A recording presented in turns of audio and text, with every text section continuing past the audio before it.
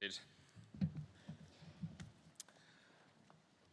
Well, it's great to be with you at JPC this morning, especially in person. As you heard in Jonathan's introduction, I had the privilege of speaking here last year, but that was in pixelated form. But it's really great to be here in real form with you this morning. So my name is Andy Bannister, and as you heard, I work for an organisation called the SOLAS Centre for Public Christianity, based up in Dundee, but covering the whole of the country.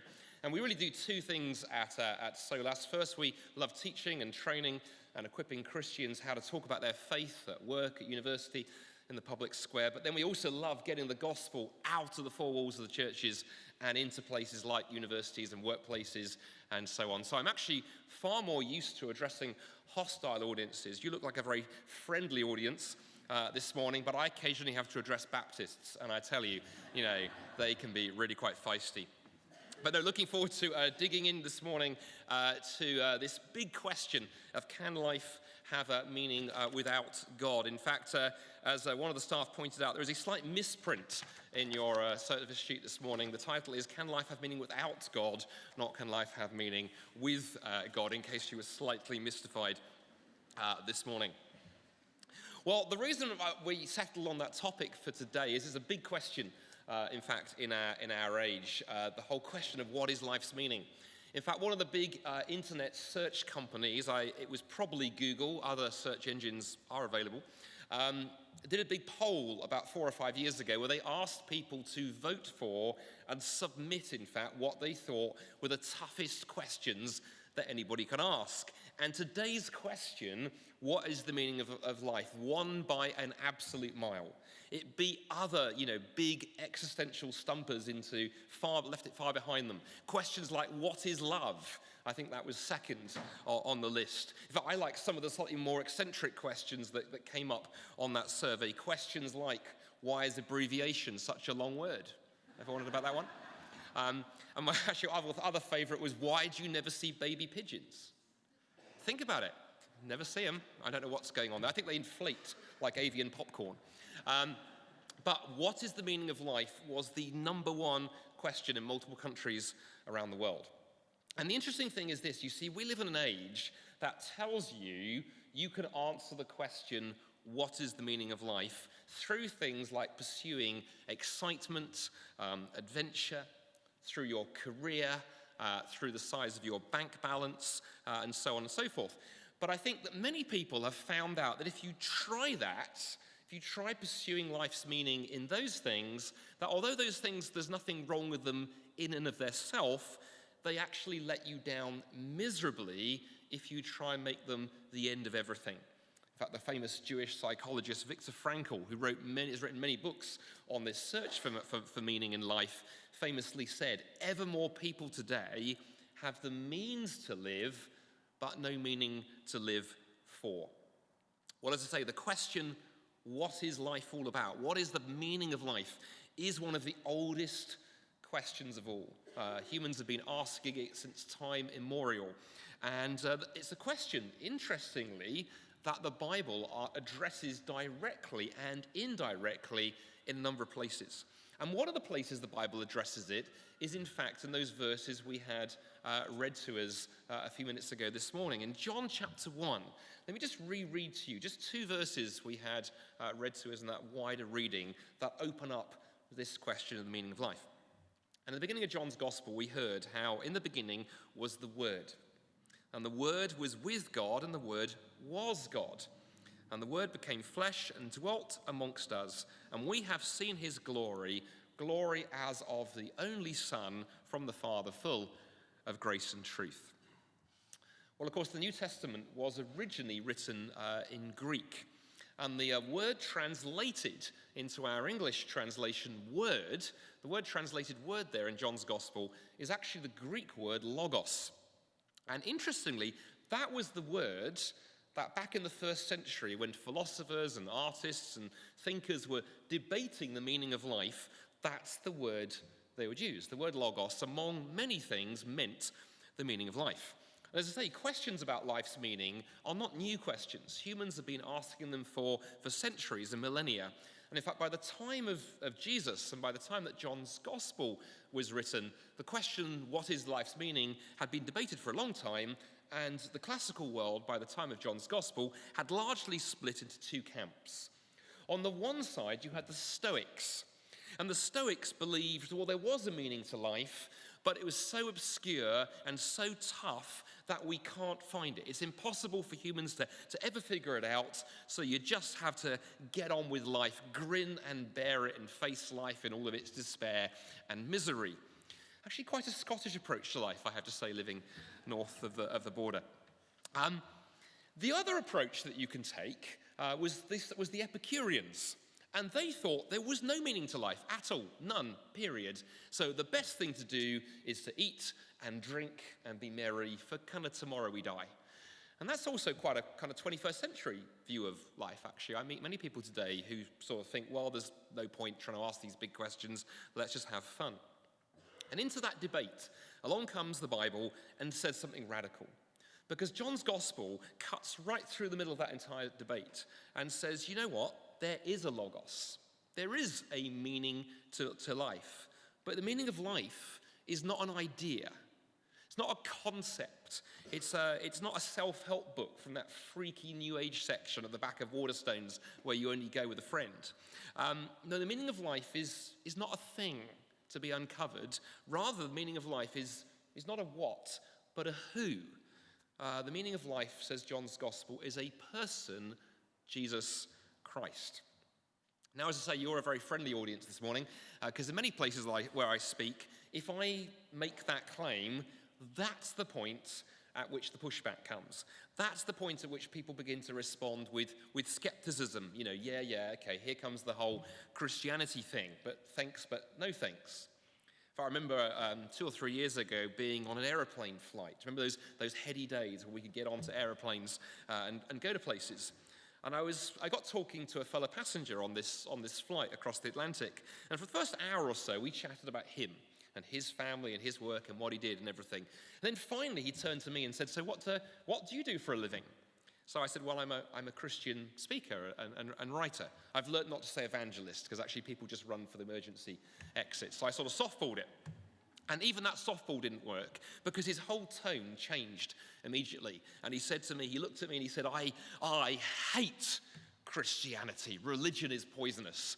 And I thought, this is going to be a very fun 6 hours to Toronto.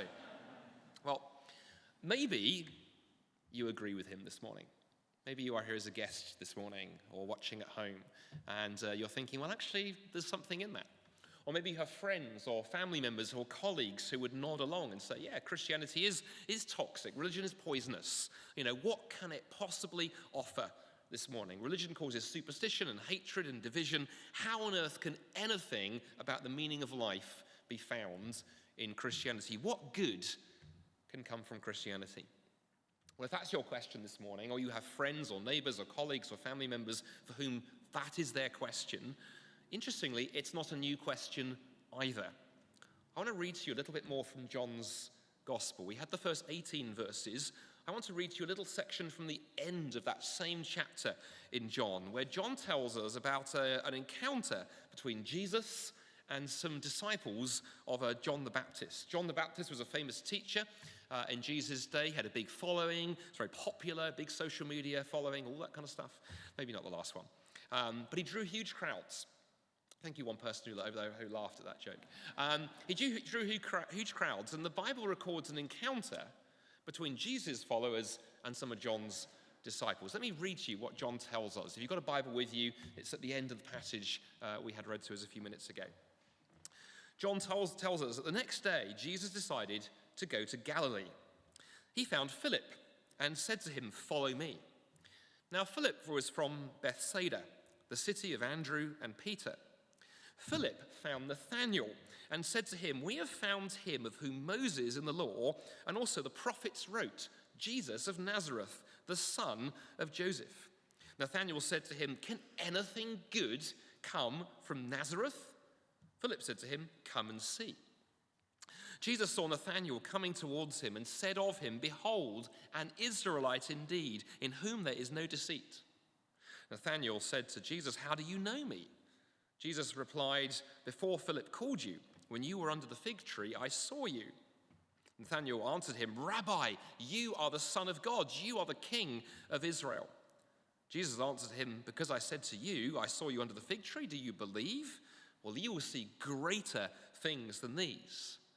And Jesus said to him, "Truly, truly, I say to you, you will see heaven opened and the angels of God ascending and descending on the Son of Man." Well, it's a fascinating and a complex passage, but immediately I wonder if you noticed something quite interesting right at the start of what I read to you. Did you notice that Nathanael is a snob? Nathanael is a snob. He hears where Jesus is from, Nazareth, and on that basis and that basis alone immediately concludes that Jesus can't have anything to say worth hearing. And what intrigues me, of course, is that sort of snobbish approach to things.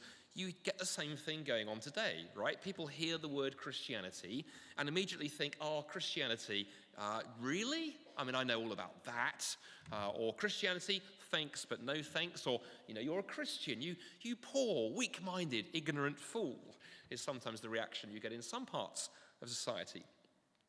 But as I say to my skeptical friends when I sometimes come across those attitudes, particularly when I perhaps speak on university campuses and those kind of places, I always want to say to skeptics, look, the problem with dismissing something before you've even considered it is, well, firstly, it kills all creativity. It ends up with you only listening to people who think identically to you.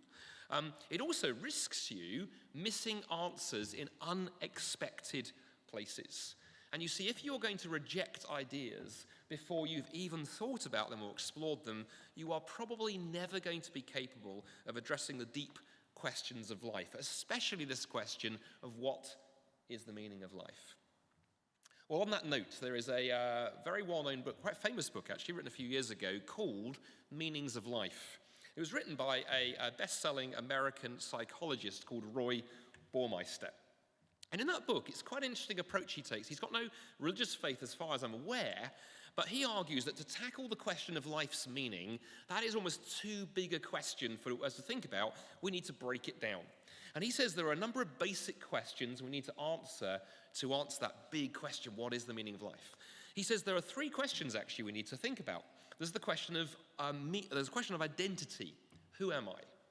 There's the question of value. What am I worth as a human being? And then there's the question of purpose. Can I actually make any kind of difference in life? What am I here for?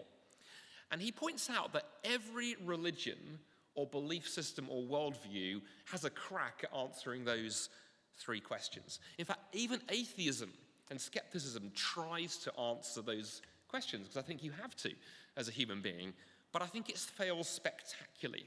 Let me show you why, and let's show you why life without God is a life that can't answer the meaning question. Then let me show you why I think Christianity can. So briefly, let's take the identity question for a start. On atheism, who are we? Well, actually, many atheist writers down through the ages have tried to answer that question and are actually very honest about the implications of their atheism. So one of the most well-known atheists today is a gentleman called Lawrence Krauss. He is a physicist and cosmologist based in the USA, but very famous online and in the literary world. He's written many best-selling books on atheism. And in an interview he gave 2 or 3 years ago, this was his answer to the identity question. Lawrence said, "We are a 1% bit of pollution within the universe. We are completely insignificant." So if you were worrying this morning that your life is slightly insignificant, you have an overrated view of yourself. Lawrence would say, no, you are completely insignificant. It's interesting he has not made a career as a motivational speaker. But on atheism, he's correct. He is actually just following the consequences of his atheism. You are just cosmic debris, a 1% bit of pollution, and pretty bleak answer. But in a godless universe, he's correct. That's the identity question. What about the value question? How might an atheist address the question of human value? Do we have value as human beings? Pretty important question if we're going to talk about things like rights and justice. Well, I guess if you were an atheist chemist, You could perhaps, count the number of different atoms that make up a human being. You could take someone like myself and you could measure how much carbon, how much potassium, how much sodium, how much fat, and assess what that's worth. In fact, it's been calculated that the average human being is worth about £2.87 in terms of actual parts. So don't put your body on eBay, is my advice to you. You're not going to get much. Not really a lot of help. Maybe if you're an atheist economist, we might look at how much each of you earn, or your earning potential for students, and assess your value that way. So if you earn more, you're a more valuable person. If you earn less, you're not, and so on. But I think we'd probably all agree, trying to value somebody by the bits they're made out of or their earning potential, those are monstrous ways to value a human life. But really, you don't have much more, because as an atheist, there's nothing upwards to which you can appeal as a ground value and dignity. So finally, what about the question of purpose?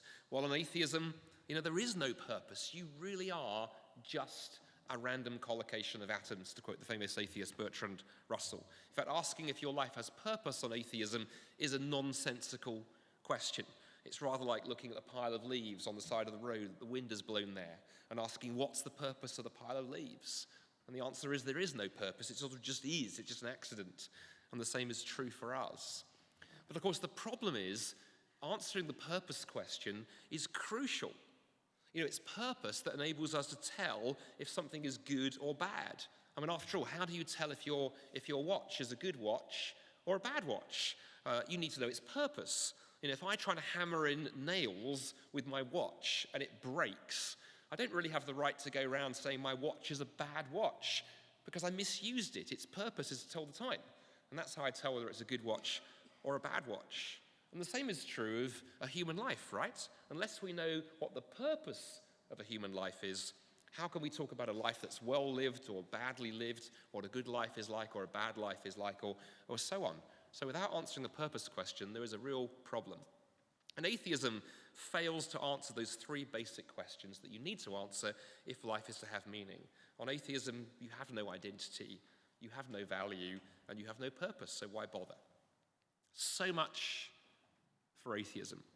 What does Christianity have to say about these three questions? Well, our time is brief, but just a few things we might say here. Concerning identity, the Bible is very clear that human beings are not mere cosmic debris, but that each of you were made and fashioned and shaped by the Creator God, a God who knows each of you by name and who loves you deeply.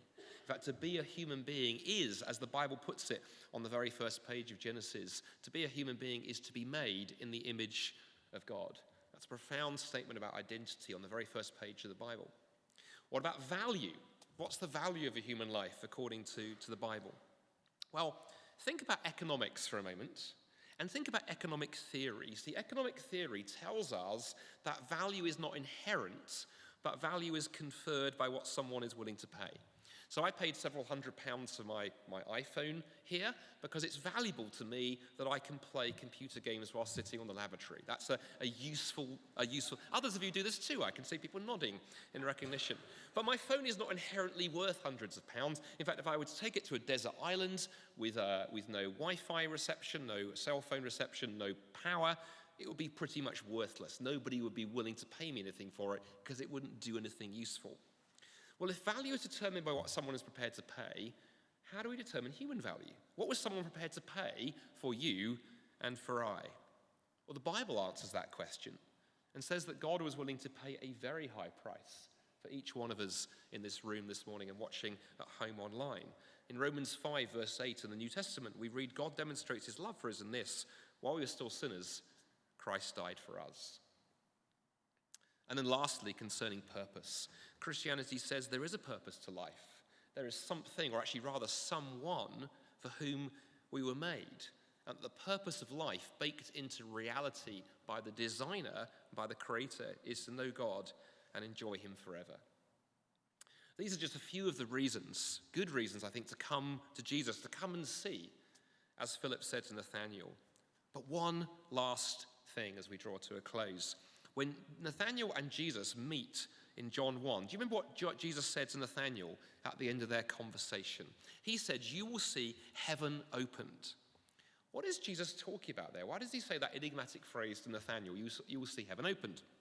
Well, Jesus is actually referring back to a story way back in the beginning of the Bible, back in Genesis chapter 28. Over 1,000 years ago, before Jesus walked the earth, we read the story in Genesis 28 of how Jacob, one of the famous figures there in the Old Testament, he's out in the wilderness and he falls asleep and he has a dream.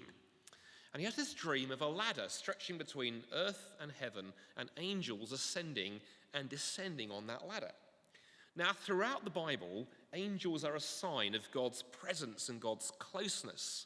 But the Bible also tells us that in our natural state as human beings, we don't enjoy that closeness of God's presence because of our self-centeredness, because we've turned from God and tried to build our own meanings of life. We've tried to find identity and value and purpose in things like our careers and our bank balances and all those things we talked about at the beginning. We've sidelined God. Because of this barrier has gone up, as it were, between us and between our Creator, and there's a blockage between who we were created to be and who we actually are. And that's why we have all of these issues as human beings, individually, and as we see in culture. But Jacob, back there in Genesis 28, has this vision that one day that will be overcome. That barrier will be defeated. There'll be a ladder, one day, as it were, between earth and heaven. One day we'll be back into the presence of God. And then along comes Jesus in John chapter 1, turns to Nathanael and makes this staggering claim that he is that ladder, that he is that connection between earth and heaven, that he is that logos, that purpose of life, that connection between heaven and earth, the way to know both life's purpose and its purposer. I've been a Christian for over 30 years, and the more I followed Jesus in that time, the deeper I have found Jesus and the gospel goes. Jesus changes everything, beginning with you and then working outwards from there. Conversely, the more I've studied atheism, writing books on the subject, teaching philosophy at university level and so on, the shallower I have found atheism gets, particularly as you try and apply it to life's big questions. You see, all of us have to trust something. All of us have to move from the facts to our willingness to put our weight on them. And my question always for my skeptical friends, my question for those of you who are seeking and searching this morning, either here or at home, is what actually are you trusting? And is it able to bear the weight that you want to place on it? See, if you're not a Christian here this morning, then I simply want to end by saying to you and encouraging you with the words that Philip said to Nathanael in John chapter 1, come and see. Come and see. We heard about the Christianity Explored course, actually, which is a great place to come and see. Put aside your prejudices. Put aside your suspicion and your narrow-mindedness. Come and see. Bring your questions and your doubts for sure. They are welcome. Jesus never turned away anybody who brought honest questions to him. But don't let those questions hold you back, because Jesus welcomes you, questions and all. Come and see. Come and see. Because it is my firm conviction that whatever you are expecting or fearing or wondering, Jesus blows all of our expectations out of the water, because you will find greater things. You will find the greatest thing in Jesus, the one from Nazareth. Let me pray.